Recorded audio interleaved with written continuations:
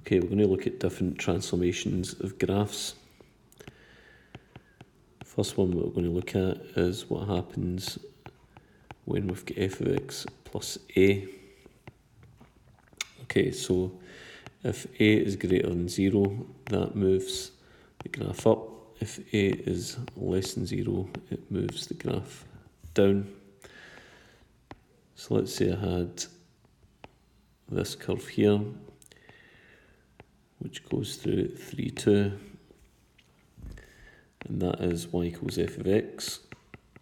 Okay, so if I was looking to draw y equals f of x plus 5, that would move the curve up by 5 units, and that point now would become 3, 7. Okay, what about f of x minus 2? Well, that would drop it down by 2 units, down to the x-axis where it would go through 3, 0. Okay, the next transformation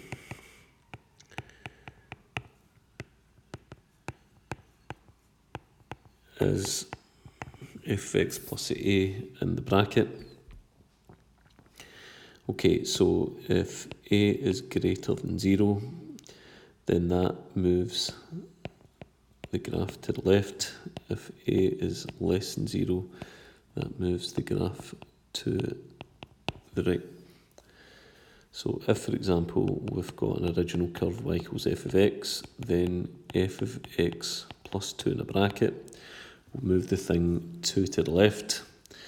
If, for example, it was f of x minus 5 I was looking for, then that would be 5 units to the right. So let's say, for example, we had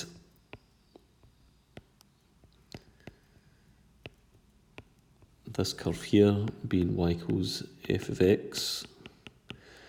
Then if I was to draw y equals f of x minus 2, then that would be moving the curve to the right, to the positive direction, and that would look something like this.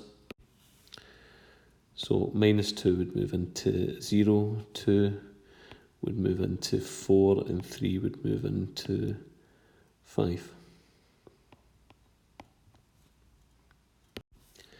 If I was looking at f of x plus 1 in the bracket, that would move the thing 1 unit to the left. So minus 2 would go through minus 3.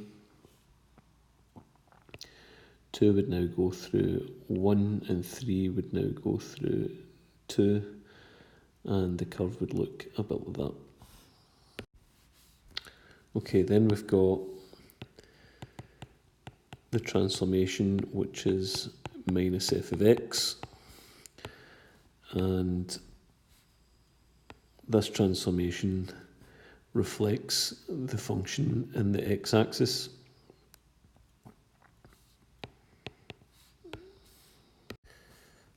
So let's say I had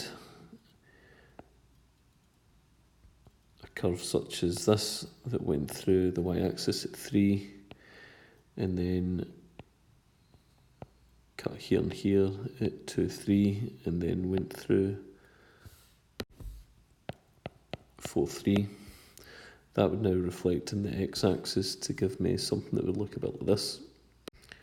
Okay, so 3 would reflect down to minus 3 in the y-axis. 4, 3 would now reflect down to 4, minus 3, as shown. Okay, then we've got a transformation which is f of minus x, and that is a reflection across the y-axis.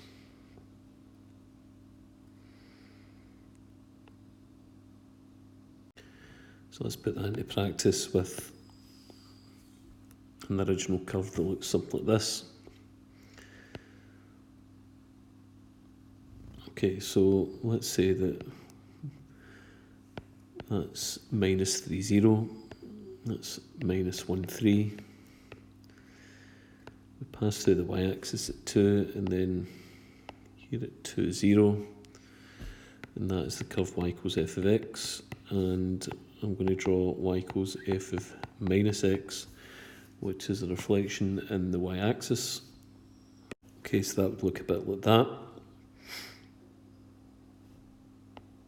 2 would reflect to minus 2 on the x-axis, minus 3 would reflect to 3 on the x-axis, minus 1, 3 would reflect to 1, 3, and as we can see 0, 2 would just stick at 0, 2. Okay, the next transformation to look at is if we've got the curve y equals f of x, what happens when we put a constant k at the front. Okay, so when k is greater than 1, it will stretch the thing vertically by that factor. If k is less than 1, it will compress the thing vertically by that factor. So, if we had an original function like so, that went through 2, 2, so I'm calling this thing y equals f of x. It goes to the x-axis at 1 and 4, and the y-axis at minus 2.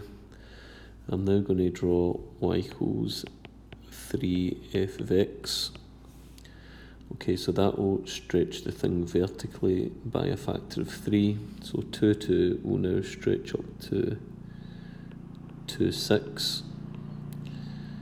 1, 0, well, 0 times 3 is still 0, so that will still go through the x-axis, but minus 2 will now stretch down to minus 6 on the y-axis, and the curve will now look a bit like this.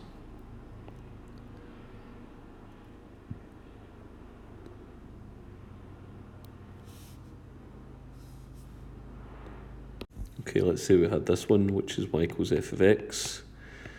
But this time it's going to be a half of f of x. So that's going to be a vertical compression by a factor of 2.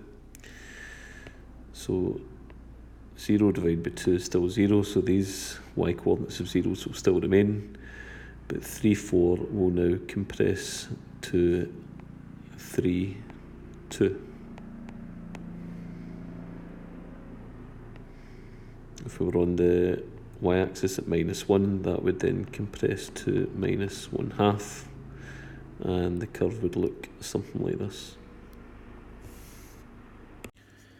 Okay, the next thing we're going to look at is what happens if we get f of kx, k's in the bracket. So in this case, if k is greater than 1, then that is a horizontal compression. But if k is less than 1, then that is a horizontal stretch. So let's just see this one in action. Okay, so let's say we had an original curve that went through minus 5 and 5, and that was y equals f of x. Let's say we're looking for y equals f of 5x. So that's a horizontal compression by a factor of 5. Okay, so 5 divided by 5 is 1, and minus 5 divided by 5 is minus 1. So that would horizontally compress the thing in to minus 1 and 1. Let's now say I was looking for y equals f of 1/2 x. Okay, so that's a horizontal stretch then by a factor of 2, and that would bring me out to minus 10 and 10. Okay, so there's a quick summary of the different transformations. F of x plus a, where a is outside the bracket, is up or down. If a is positive, up. If a is negative, down. F of x plus a in the bracket. If a is positive, then that's to the left and if A is negative, then that's to the right. Minus f of x is a reflection across the x-axis. F of minus x is a reflection across the y-axis. Kf of x is a vertical stretch or compression. So a stretch when k is greater than 1 and a compression when k is less than 1. F of kx is a horizontal compression or stretch. So a compression when k is greater than 1 and a stretch when k is less than 1. Okay, another important point to note for graphs of functions is when there's multiple transformations, that is more than one transformation that takes place, then we need to follow our arithmetic rules for operation, sometimes called BODMAS. So for here we would have to do the bracket work first before the minus 1 times. So that means in essence that we would be doing the 5 units to the left movement first of all, denoted by inside the brackets, and then we would do the reflection across the x-axis in that order. For this one we would do the bracket first, so that would be the 1 unit to the right followed by 5 units down.